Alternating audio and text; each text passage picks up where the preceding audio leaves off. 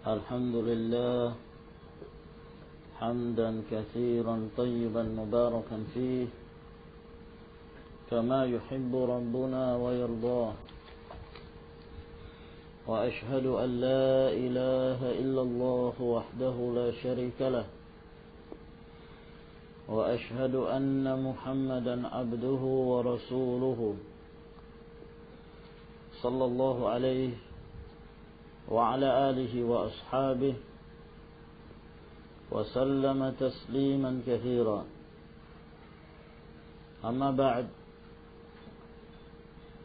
قال شيخ الإسلام المجدد محمد بن عبد الوهاب رحمه الله تعالى باب ما جاء في السحر bab yang menjelaskan tentang as-sihir. As-sihir asal kata dari sahara yang secara bahasa adalah merupakan satu ungkapan yang sebabnya halus dan tersamarkan. Apabila sesuatu itu tersamarkan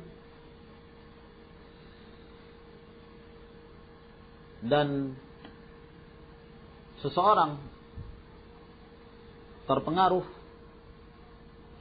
dengan tanpa dia merasa, maka ini secara bahasa disebut as-sihr. Dari situlah Rasulullah sallallahu alaihi wasallam pernah bersabda, "Inna minal bayani lasihra." Sesungguhnya di antara penjelasan itu ada yang berbentuk sihir. Disebabkan karena dengan penjelasan tersebut terkadang seorang terpengaruh dengan apa yang disampaikan oleh al-mubayyin wal muballigh. Demikian pula waktu sahur. Dinamakan waktu sahur disebabkan karena terdapat pada akhir malam dan tersamarkan, tersembunyi antara cahaya dan kegelapan. Ini secara bahasa. Adapun secara istilah telah disebutkan oleh Abu Muhammad Al-Maqdisi rahimahullahu taala dalam kitab beliau Al-Kafi. Tentunya kitab ini dalam mazhab Hambali rahimahullahu taala. Beliau mengatakan as-sihru azaim wa ruqa wa uqad yu'athiru fil qulubi wal abdan fayumarrid wa yaqtul wa yufarriqu bainal mar'i wa zawjihi. Bahwa yang dimaksud dengan as-sihir azaim, azimah, apakah dengan benda-benda tertentu ataukah ruqyah tertentu, bacaan-bacaan tertentu yang digunakan sebagai wasilah untuk meminta bantuan dari para syayatin, ataukah berbentuk ikatan-ikatan simpul-simpul yang dengan hal tersebut dengan berbagai macam cara yang dilakukan oleh para tukang sihir memberikan pengaruh, mendatangkan azar, ada pengaruh, apakah itu pada hati seorang atau pada jasmaninya, atau terkadang hanya sekedar al-khayal, khayalan. Mereka melihat sesuatu itu bergerak padahal tidak bergerak. Bahkan terkadang menyebabkan sakit, dan bahkan terkadang sampai pada tingkat membunuh dan menewaskan seorang yang disihir tersebut. Dan di antara bentuk sihir pula ada yang disebut dengan as-sarf wal 'athf. As-sarf wal 'athf. As-sarf yaitu memalingkan, ya, dua orang yang saling cinta mencintai misalnya, antara suami istri yang tidak pernah ada masalah dalam keluarganya, maka datanglah tukang sihir ini dengan caranya, maka dia pun menyihir laki-laki tersebut sehingga ketika dia hendak mendekati istrinya dia melihat satu kejelekan dan dia tidak mampu. Nah, sehingga memisahkan antara keduanya ataukah mendekatkan antara dua yang saling membenci. Ini semua masuk dalam definisi as-sihir secara syara'. Allah Subhanahu wa taala berfirman, "Fayata'allamuna minha ma yufarriquna bihi bainal mar'i wa zawjihi." Mereka mempelajari dari keduanya, Harut dan Marut, ya, apa-apa yang mereka memisahkan antara seorang dengan istrinya. Maka dari sini menunjukkan bahwa sihir tersebut ada pengaruh. Dan pengaruhnya hakikah. Ya, tidak hanya sekedar khayal. Nah, bahkan menjadikan seorang sakit, melumpuhkan tubuh misalnya, bahkan sampai pada tingkat membunuhnya. Nah, dan as-sihir thabit di dalam Al-Qur'anul Karim disebutkan, demikian pula di dalam sunnah Nabi sallallahu alaihi wa ala alihi wasallam. Wa qaulullahi ta'ala, Allah Subhanahu wa ta'ala berfirman, "Wa laqad 'alimu laman ishtarahu ma lahu fil akhirati min khalaq." Dan sungguh mereka telah mengetahui bahwa barang siapa yang membelinya, beli sihir tersebut, yang ini merupakan perbuatan kekufuran, ma lahu fil akhirati min khalaq, maka dia tidak akan mendapatkan bahagiannya di akhirat kelak. Hai, dia tidak memiliki agama. Maka berdasarkan ayat Allah Subhanahu wa taala ini,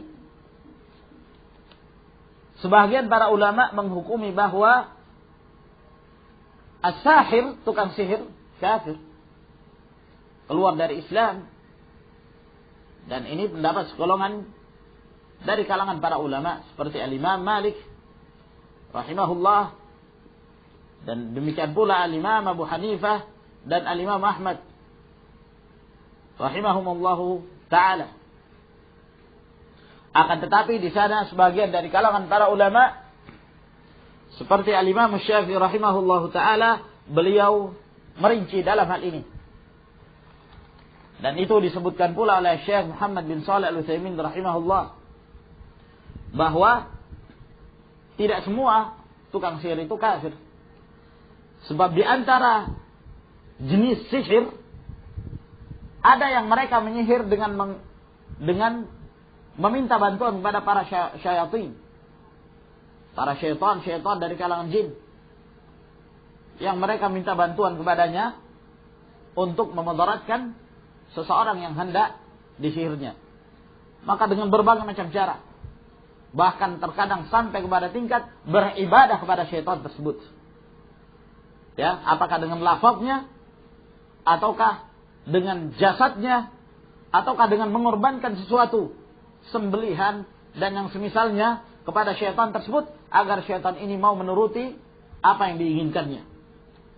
Dan ini adalah kufur. Dan tukang sihir yang demikian, yang menggunakan para syaitan dalam meluluskan keinginannya dan apa yang dia inginkan, maka tukang sihir tersebut kafir. Nah, akan tetapi apabila tidak sampai kepada tingkat istikhdam, menggunakan bantuan para syaitan, maka tidak menyebabkan seorang itu kafir, akan tetapi dia fasik, ya, dan melanggar perintah Allah Subhanahu wa taala. Nah, sehingga dari sini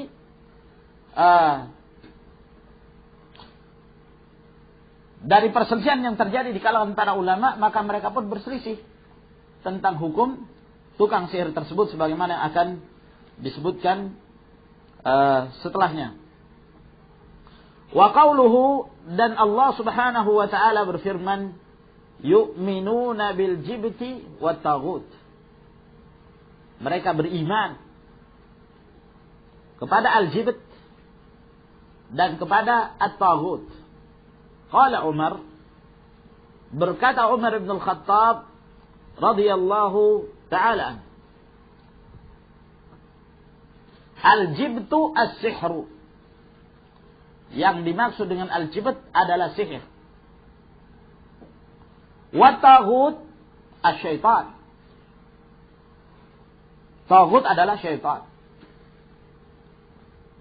Dan ini tidak menunjukkan batasan tentunya. Yang jelas, al-jibtu wat-taghut, as-sihr wa amsalu, dan yang semisalnya. Dan at-taghut, syaitan, dan sejenisnya. Sebagaimana yang telah kita jelaskan dahulu dari pengertian at-taghut, kullu ma tajawaza bihil abdu haddahu. Setiap hamba yang melampaui batas dari yang disembah atau yang diikuti ataukah yang ditaati. Di dalam ayat ini Allah Subhanahu wa taala mencela mereka-mereka yang telah diberikan Alkitab dan mereka membaca Alkitab, mengetahui apa yang diturunkan oleh Allah Subhanahu wa taala, akan tetapi mereka justru lebih percaya dan mereka justru lebih mencondongkan hatinya kepada at-taghut dan al-jibt. Alam tara ila alladziina utu nasiban minal kitab yu'minuna bil jibt wat taghut. Apakah engkau tidak melihat pada orang-orang yang mereka telah diberikan bahagian dari Alkitab ini, namun mereka tetap beriman kepada al-jibt wat taghut? Percaya kepada tukang sihir, percaya kepada para dukun, percaya kepada para syayatin yang memalingkan manusia dari jalan Allah Subhanahu wa ta'ala. Maka di sini menunjukkan bahwa seorang yang percaya kepada al-jibt, dalam hal ini sihir atau tukang sihir, sebagaimana dikatakan oleh Umar bin Al-Khattab radhiyallahu taala anhu, mereka telah berpaling dari keimanannya kepada Allah Subhanahu wa taala dan kepada apa yang diberikan dari Allah berupa Alkitab. Wa qala Jabir, dan berkata pula Jabir, apabila disebutkan secara mutlak maka beliau adalah Jabir bin Abdullah Al-Ansari radhiyallahu ta'ala anhuma, at-tawaghitu kuhan, bahwa para taghut itu adalah para dukun. Kana yanzilu alaihimus syaitan fi kulli hayyin wahid, adalah turun kepada mereka syaitan pada setiap kampung, setiap kabilah, satu syaitan yang turun ya kepada mereka dan membisiki mereka dan mengabarkan pada mereka perkara-perkara yang dusta. Ya, dalam hal ini dukun yang telah bekerja sama dengan para jin yang mencuri kabar dari langit dan mengabarkan sedikit dari perkara yang benar dan mencampuri dengan sekian banyak kedustaan-kedustaan. Maka di dalam perkataan Jabir radhiyallahu taala ini, beliau menyebutkan bahwa para syaitan itu akan turun dari mereka dan mereka akan singgah pada masing-masing kabilah ataukah masing-masing kampung, satu syaitan yang akan memalingkan manusia ini dari jalan Allah Subhanahu wa ta'ala. Wa an Abi Hurairah radhiyallahu anhu, dan dari Abu Hurairah radhiyallahu ta'ala anhu, anna Rasulullah sallallahu alaihi wa ala alihi wasallam qala, bahwa Rasulullah sallallahu alaihi wa ala alihi wasallam bersabda, ijtanibu as-sab'al mubiqat, jauhilah oleh kalian 7 hal yang membinasakan, membinasakannya di dunia, demikian pula membinasakannya di akhirat berupa azab Dan penyebutan 7 tidaklah yang dimaksudkan oleh Rasulullah sallallahu alaihi wasallam pembatasan. Ya. Sebab di sana masih ada dan bahkan masih banyak kabair yang lainnya. Dosa-dosa besar yang lainnya. Yang juga membinasakan pelakunya. Oleh karena itu, para ulama ahli usul mereka mengatakan bahwa mafhum al-adad min adhafil adillah. Ya, memahami satu konteks kalam pembicaraan dari jumlah penyebutan bilangan ini termasuk dalil yang paling dhaif sekali. Hampir-hampir tidak bisa dijadikan sebagai hujjah. Ya. Kalau misalnya Rasulullah SAW mengatakan khamsun minal fitrah, bahwa ada 5 perkara dari fitrah, tidak menunjukkan bahwanya 5 perkara saja. Dalam hadis Aisyah dijelaskan itu ashrun min sunanil mursalin, ada 10 dari sunnah-sunnah para rasul. Nah, demikian pula Rasulullah SAW mengatakan u'titu khamsan lam yu'tahunna ahadun minal anbiya'i qabli. Aku telah diberikan 5 hal yang kelima hal ini tidak pernah diberikan pada seorang pun dari para nabi sebelumku. Penyebutan 5 tidak menunjukkan hasriyah, tidak menunjukkan pembatasan. Nah, maka demikian pula di dalam hadis yang disebutkan oleh Rasulullah sallallahu alaihi wasallam di sini, ijtanibu as-sab'al mubiqat, jauhilah ya 7 hal yang membinasakan. Juga tidak menunjukkan pembatasan. Bahkan di dalam riwayat yang lain diriwayatkan dari Nabi sallallahu alaihi wasallam ya, dan diriwayatkan oleh Abdul Razzaq secara marfu' dan secara mauquf bahwa Nabi sallallahu alaihi wasallam mengatakan al-kabairu tis'un, bahwa dosa-dosa besar itu ada 9 hal, dan ini pun tidaklah menunjukkan pembatasan. Lalu para sahabat bertanya, ya Rasulullah, wa ma hunna? Wahai Rasulullah, apakah 7 perkara yang membinasakan itu? Nah, qala, jawab Rasulullah sallallahu alaihi wasallam, asyirku billah, menyekutukan Allah subhanahu wa ta'ala dalam beribadah kepadanya. Was-sihru, dan sihir. Yang kedua, wa qatlun nafsi allati harramallahu illa bil haqq. Yang ketiga, membunuh jiwa yang diharamkan oleh Allah subhanahu wa ta'ala kecuali dengan cara yang hak, yaitu dengan cara yang syar'i, yang dibolehkan. Seorang muslim asal hukumnya tidak diperbolehkan bagi kita untuk menumpahkan darahnya. Akan tetapi kalau dia berzina dan dia muhsan, maka disyariatkan dan diperbolehkan bagi hukumah untuk membunuhnya dengan cara merajamnya sampai mati. Ataukah seorang muslim sengaja membunuh muslim yang lain, maka hukumnya adalah al-qisas. Nah, demikian pula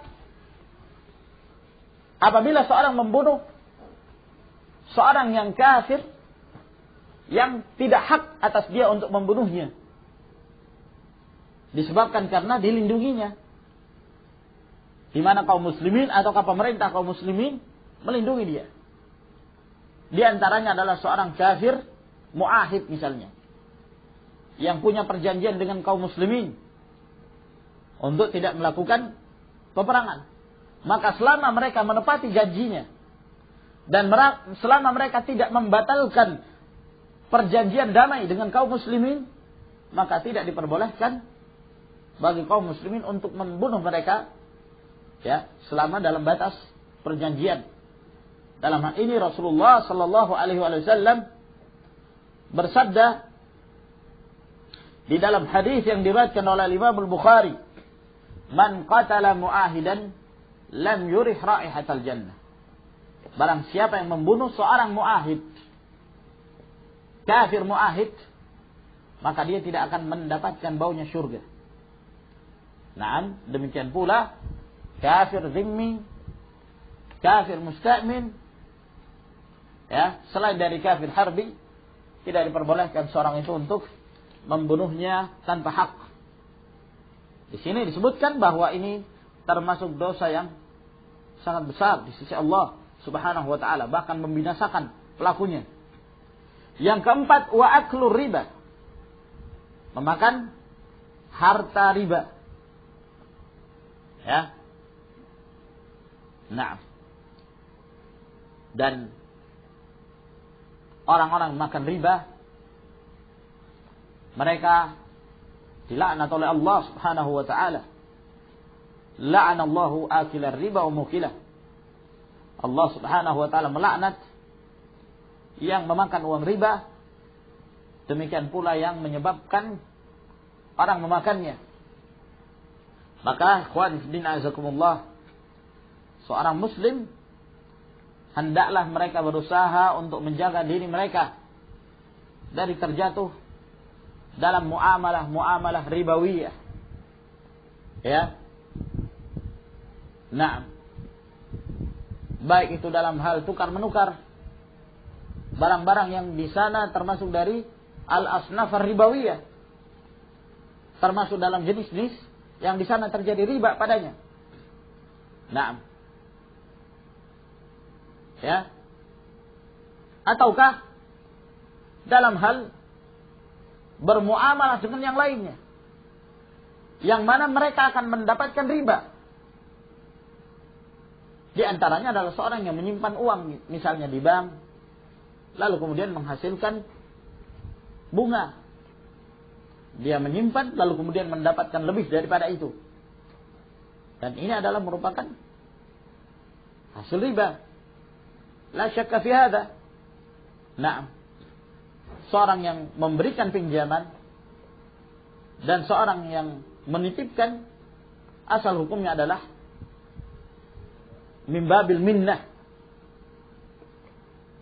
ta'awun 'alal birri wa taqwa, saling tolong menolong di atas kebaikan dan di atas ketakwaan, tidak mengambil manfaat, tidak mengambil keuntungan. Kapan peminjaman tersebut mendatangkan suatu keuntungan, maka itulah riba. Man aqrada qardan jarra manfaatan fahuwa riba. Barang siapa yang meminjamkan satu pinjaman yang menghasilkan keuntungan, maka itulah riba.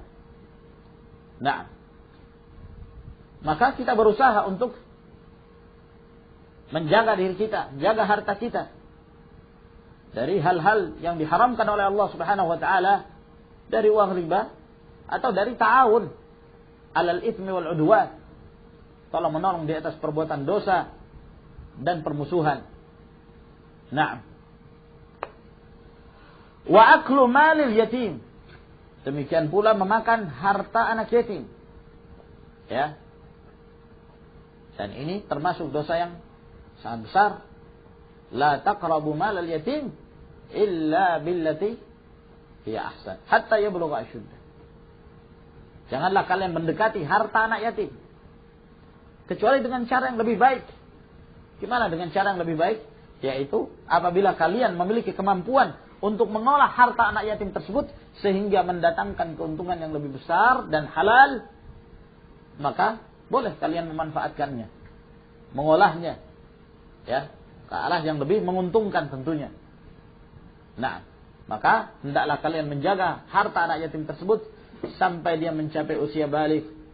Wattawalli yawma zahaf, demikian pula lari dari medan peperangan di saat peperangan tersebut sedang berkecamuk dalam al-jihad fi sabilillah, wa qadhful muhsanat al-ghafilatil mu'minat, dan menuduh wanita-wanita yang suci, ya, menuduh wanita yang muhsanah, yang terpelihara dari zina, al-ghafilat, yaitu yang suci dari perbuatan-perbuatan keji dan mungkar.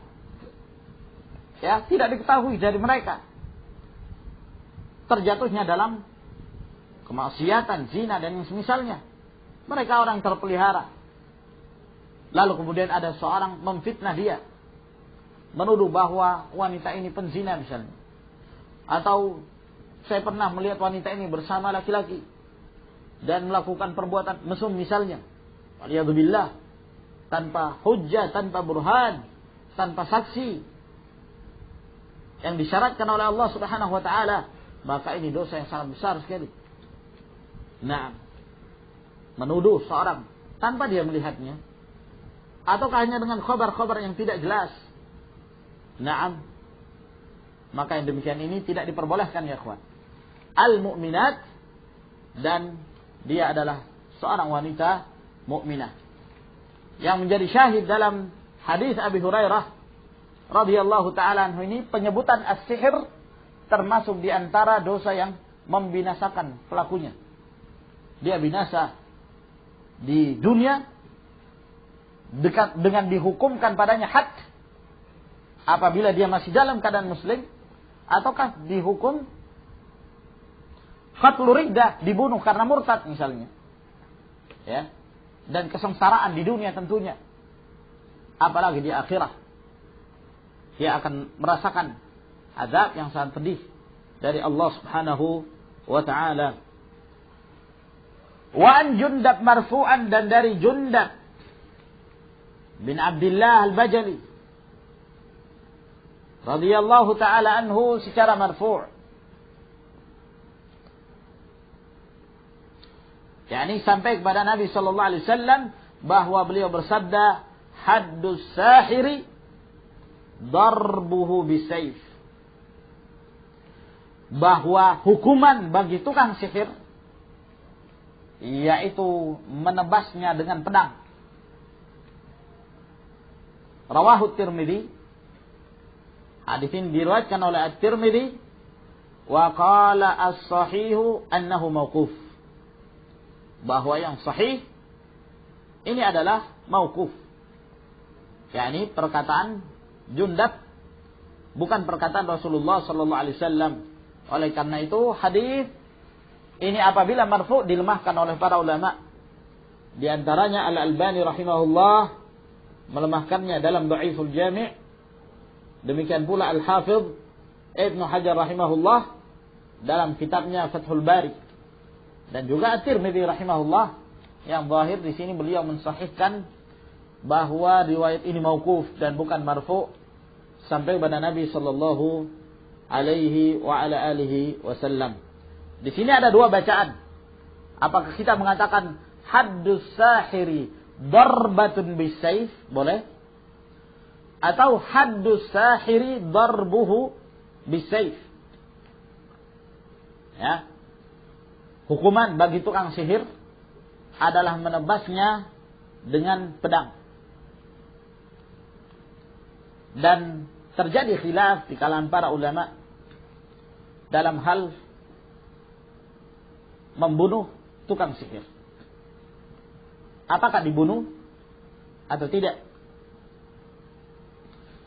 Riwayat ini dijadikan dalil oleh Al-Imam Malik, Al-Imam Ahmad dan Abu Hanifah. Mereka mengatakan tukang sihir dibunuh. Dan telah kita sebutkan pendapat mereka sebelumnya bahwa mereka berpendapat bahwa tukang sihir kafir dan keluar dari Islam. Dan pendapat ini pun diriwayatkan dari Umar bin Khattab, Utsman bin Affan, Abdullah bin Umar, Hafsah, Jundub ibnu Abdullah dan Jundub bin Ka'ab, dan Qais bin Sa'ad, dan Umar ibnu Abdul Aziz, dan yang lainnya dari para ulama. Ya. Adapun Al-Imam Syafi'i rahimahullah, beliau merinci dalam hal ini.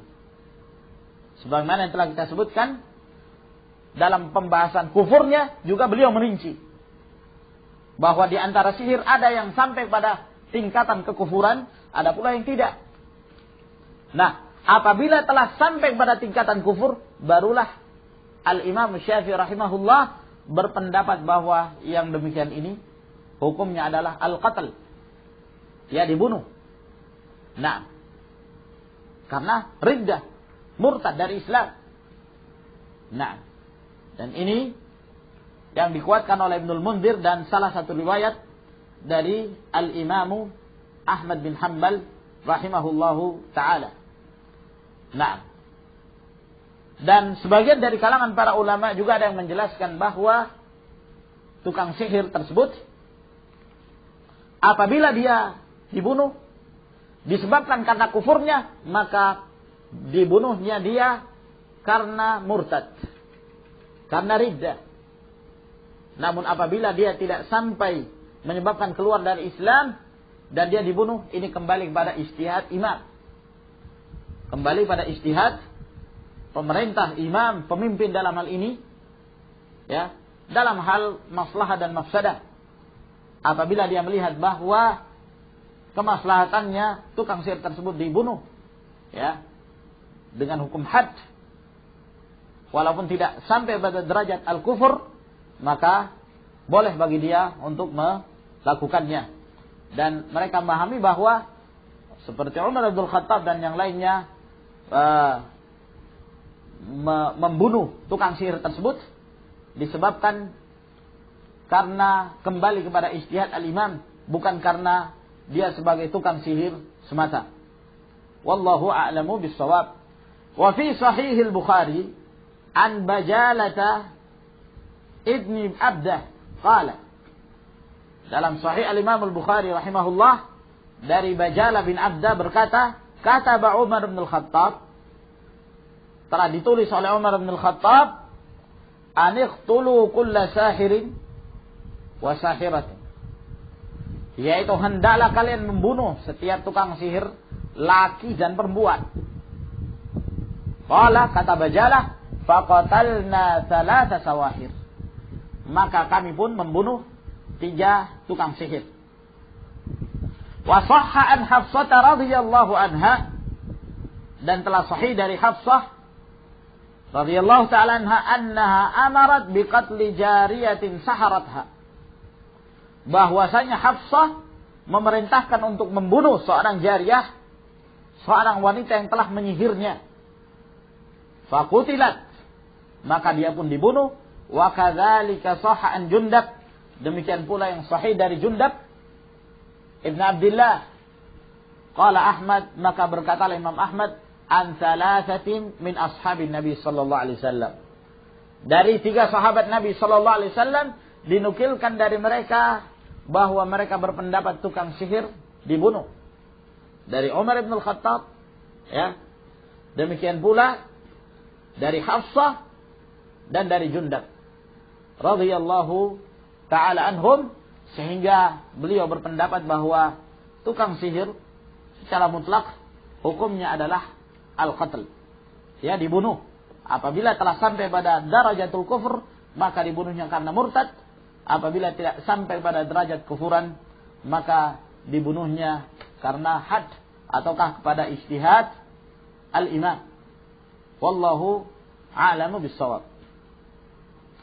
Akan tetapi di sana ada hadis dari Nabi sallallahu alaihi wasallam, hadis yang masyhur, hadis yang sahih tentang kisah tersihirnya Nabi sallallahu alaihi wasallam, di mana beliau disihir oleh salah seorang dari sekutu Yahudi, dalam riwayat Bukhari dan Muslim. Walhasil, dalam cerita yang panjang, setelah Rasulullah sallallahu alaihi wasallam sembuh, ya, dan Jibril meruqyah beliau sallallahu alaihi wasallam, lalu kemudian ada salah seorang dari kalangan para sahabat, ya, yang bertanya, halla nasyartaha, kenapa engkau tidak membalas itu sihirnya, ya, sehingga memudaratkan dia misalnya. Nah, kata Rasulullah sallallahu alaihi wasallam, tidak. Ya. Beliau kemudian tidak melakukan. Dan juga tidak mengabarkan kepada tukang sihir Yahudi tersebut. Nah, beliau mendiamkan dan beliau pun tidak membunuh tukang sihir tersebut. Kalaulah membunuh tukang sihir tersebut adalah hukum syar'i secara mutlak, maka tentunya Rasulullah SAW membunuhnya. Karena telah sabit bahwa dia telah menyihir. Akan tetapi sebagian para ulama memberikan jalan keluar tentang hadis ini bahwa dalam kejadian tersebut yang menyihir dia adalah seorang dari kalangan Yahud yang terjadi perjanjian damai antara kaum muslimin dengan mereka. Sehingga dalam hal ini seorang kafir semacam al-Yahud yang terdapat dalam hadis tersebut, walaupun dia telah menyihir, sebab sihir adalah sesuatu yang halus dan tidak transparan dalam membatalkan perjanjian, maka dalam hal ini dia tidak dibunuh apabila dikhawatirkan mendatangkan fitnah. Sebab kalau dibunuh, mungkin orang akan menyangka bahwa ini adalah fitnah yang kemudian para sahabat disangka bahwa mereka lah yang awal yang membatalkan perjanjian damai tersebut. Sehingga Rasulullah sallallahu alaihi wasallam membiarkannya. Wallahu a'lam bissawab. Ila huna ikhwan. Tafaddalu hafizakumullah.